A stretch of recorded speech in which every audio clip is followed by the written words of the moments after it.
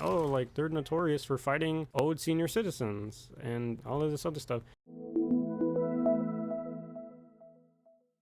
Alright, we are back with another video. We're back on Black Ops 7. I'm gonna give a quick little update on the grind that I was talking about last time. We did end up getting this weapon and it shreds. I don't know what else to say. This thing feels like damn near a cheat code. Nuketown 24/7 is back. If you're a fan of Nuketown, you're probably celebrating. If you absolutely hate Nuketown, you probably hate your life, but you know, it's a good thing you're not being pushed into it. Now, I would imagine that all of these sweats and camo grinders are going to Nuketown 24/7, so maybe this will alleviate the pressure of everybody trying so damn hard in quick play. There's a lot of discussion, by the way, about skill-based matchmaking actually being a thing in this game and people complaining about it. I'm not even gonna get into it. People are gonna complain regardless. There's been a lot of things going on sports-wise, game-wise. There's all these award shows going on. There's an award for everybody at this point. The biggest thing on my mind at the moment is Jake Paul versus Anthony Joshua. Look, man, Jake Paul was set to fight Gervonta Davis this month, and you know, it was already looking a little lopsided. People were like, damn, Jake, you're going to get obliterated, my guy. We'll never know. It got called off. I'm pretty sure it got called off because of all these legal problems that Gervonta Davis is having, and it just wasn't possible. Now the new fight is Jake Paul versus Anthony Joshua, which is absolutely a more difficult fight. When I saw the rumors of this circulating, because I did see the rumors at first, I thought this can't be real. Anthony Joshua is like 2 times the size of Gervonta Davis. He is absolutely a monster. He's fighting at a way heavier weight. So Gervonta Davis, the Gervonta Davis fight, Davis was only gonna be able to weigh, I think 150-ish maybe. It was something in that realm. It wasn't anything crazy. And then we get to this Anthony Joshua fight where he can weigh up to, I think, 250, maybe 250, and that is, from my understanding, his usual fight weight. Like he can very well fight at that weight. It's not anything crazy for him to fight at that weight. He's not gonna have to drastically cut weight or gain weight. He's going to be very comfortable fighting at that. He's fought at it before. Anthony Joshua is an absolute monster. An absolute monster. If Jake can hang in this ring for long enough, I think he deserves credit.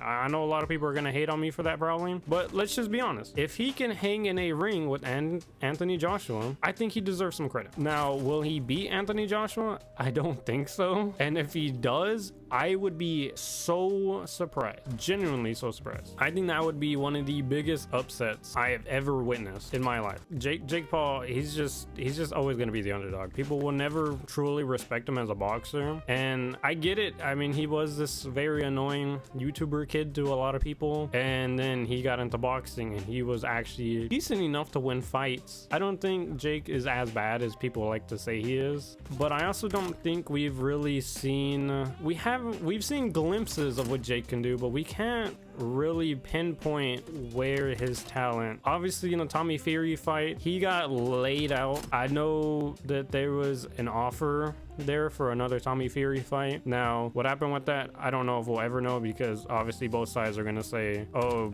the offer was there and you were dodging it. I don't know who's dodging it and who's not. Regardless, I think the time has passed. I really don't think it's worth it for them to fight again. But this Jake Paul versus Anthony Joshua is going to be insane. I'm not really sure what Jake's plan is. This is him like fully moving up a division. He's going from cruiserweight to another division.